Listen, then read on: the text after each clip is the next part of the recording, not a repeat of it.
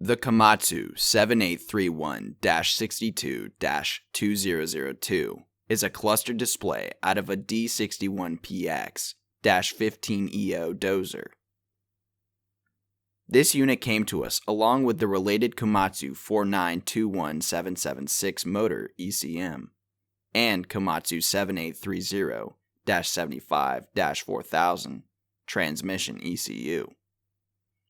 Our customer had sent the motor in for a quick test as they were told it would not communicate, but after wiring up all the dozer's modules on the CAN bus, we determined all the modules were working and believed the true problem was a wiring harness issue.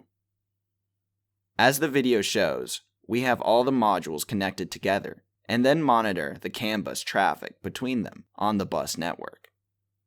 We did not go to the steps of faking full operation, as our customer had no activity whatsoever on his system, which we proved was not the fault of the modules. At ERD, we routinely determine problems are elsewhere in a complex system, and are always happy to assist in getting the mystery solved. Thanks for checking out the video. Subscribe to ERD TV for more videos of our repairs.